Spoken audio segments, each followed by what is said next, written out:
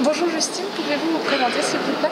Bonjour, oui, tout à fait. Donc, je suis ambassadrice des vins Rennes des vins d'Alsace pour cette année et sommelière de métier. Donc Justine Schmitt, native d'Ottrotte. Nous sommes réunis aujourd'hui au Palais des Congrès de Strasbourg. Pouvez-vous nous expliquer pourquoi nous sommes là?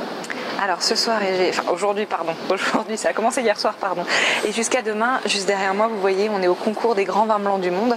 Donc là, on réunit 19 nationalités et tout autant de nationalités de vins différents à goûter pendant 2 jours.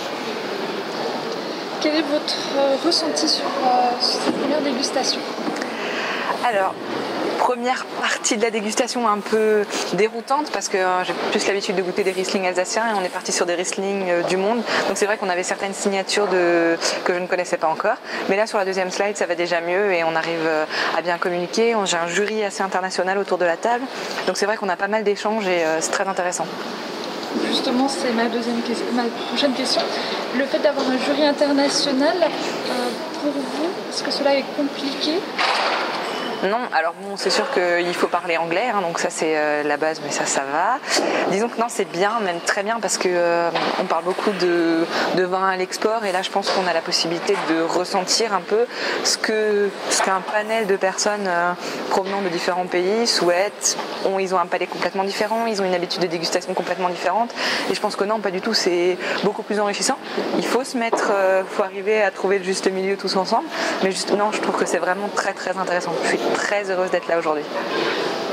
On a pu le voir en vous observant ce matin que vous êtes l'une des plus jeunes parmi les membres du jury. Ah, je pense que ça va être la plus jeune, si. Ça arrive. Est-ce que cela, pour vous, comment vous le vivez et comment c'est perçu par les autres membres du jury? Très bien. Franchement, on écoute un peu les avis de tout le monde et non, j'ai pas vu de mimiques parce que c'est vrai que parfois on sent les mimiques, on sent on a une petite jeune avec nous, mais là pas du tout. On est 2 femmes à table. Je trouve qu'on est assez mix au niveau de l'équipe. Non, pas du tout. Non, oui, c'est vrai que ça va.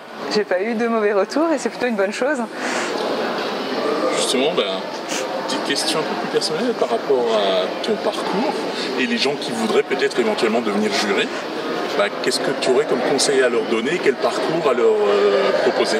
Je pense que c'est bien d'avoir fait une dégustation un peu, alors pas forcément internationale si on n'a pas la capacité de la faire, mais une dégustation un peu avant. Moi j'ai eu la chance d'aller jeudi au Feminalize, donc c'est vrai que ça m'a un peu remis dans le bain suite à une trêve hivernale, on a moins de dégustation pendant l'hiver, mais c'est vrai que de se remettre un peu dans le bain et je pense que c'est important de faire des dégustations, non pas seul, mais vraiment accompagné d'un jury qu'on ne connaît pas.